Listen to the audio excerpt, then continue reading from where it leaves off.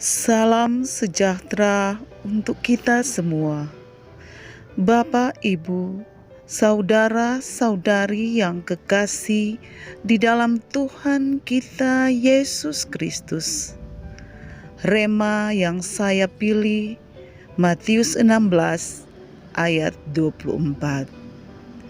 Lalu Yesus berkata kepada murid-muridnya, "Setiap orang yang mau mengikuti aku, ia harus menyangkal dirinya, memikul salibnya, dan mengikut aku."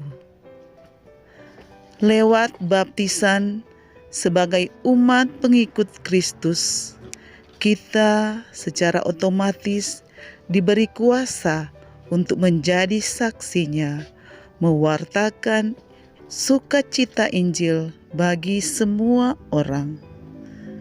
Kesaksianku adalah sejak SMP, aku sudah aktif dalam kegiatan menggereja, yakni kegiatan pemuda pelajar Katolik Tata Aran.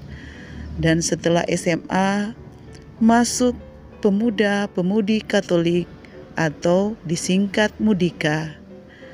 Dan aku rajin mengikuti setiap ibadah atau lomba-lomba seperti tari jajar, kor, dan lain sebagainya. Akhirnya mereka memilihku menjadi sekretaris, dan ketuanya waktu itu adalah Pastor Fani Manengke MSC. Padahal aku seorang pemalu, tidak fasih berbicara, tetapi mungkin karena rajin saja dan aktif, makanya mereka memilihku sebagai sekretaris. Seiring berjalannya waktu, aku menikah dengan suamiku beragama Kristen Protestan, tapi ikut saya menjadi Katolik. Setelah jadi ibu, dipilih sebagai pengurus WKRI Ranting dan ketua wilayah rohani. Mengikuti Legio Maria dan berselangnya setahun, kemudian dipilih menjadi ketua presidium yang ada di tingkat paroki. Dan setelah itu, tak henti-hentinya jabatan dipercayakan, kemudian menjadi Sekretaris Kuria Legio Maria yang pelayanannya meliputi Kevikepan Tondano Mitra. Dan saat ini dipercayakan menjadi ketua Kuria. Belum lagi sebagai ketua kelompok wanita tani organik yang setiap minggu ke kebun untuk mengolah tanaman organik. Menjadi pembina sekami paroki, pembina PPA paroki, dan di Wanita Katolik RI Cabang menjadi koordinator bidang organisasi yang harus mensosialisasikan anggaran dasar anggaran rumah tangga ke-24 ranting yang diada di cabang Paroki Santo Antonius Padua Tata Aran. Yang semuanya itu membutuhkan waktu, tenaga, pikiran, dan finansial. Padahal dari segi ekonomi, suamiku hanya seorang kostor yang gajinya 1,5 juta per bulan, dan saya sebagai penyuluh Katolik non-PNS dengan gaji 1 juta rupiah per bulan. Namun di balik itu semua, Tuhan sungguh luar biasa. Ia selalu menyediakan apa yang menjadi kebutuhanku dan keluargaku, dan mencukupi kebutuhan kami dan anak-anak kami.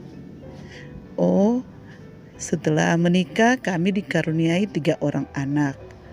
Puji Tuhan, saat ini kami sekeluarga dalam keadaan yang sehat. Anak yang sulung saat ini bekerja di Bali setelah ikut kursus di Lokon Hotel School. Dia magang di Hard Rock Cafe Bali dan sekarang bekerja di sana. Anak yang kedua lulus Sekolah Tinggi Pastoral Stipas Tomohon dan baru bekerja di koperasi sambil mencari pekerjaan yang cocok. Dan yang bungsu beda 14 tahun lebih dengan kakaknya, saat ini baru menyelesaikan sekolah dasar dan akan masuk SMP.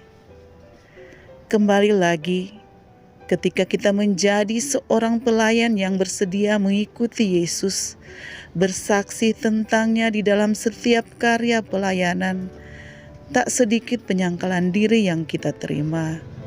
Rasa lelah, kurang dihargai, dicemooh, dianggap cari muka, hingga pernah dihina di medsos.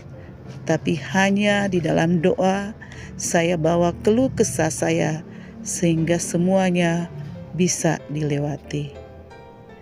Padahal semua tanggung jawab itu bukan karena aku yang meminta, tapi dipercayakan, bahkan sempat menolak. Namun akhirnya aku menerima juga. Setelah dipikir, ini semua perkara yang dipercayakan Tuhan untuk membuat aku semakin berakar, bertumbuh, dan berbuah. Saya percaya Tuhan memakai saya untuk menjadi saksinya, mewartakan karya keselamatan bagi banyak orang.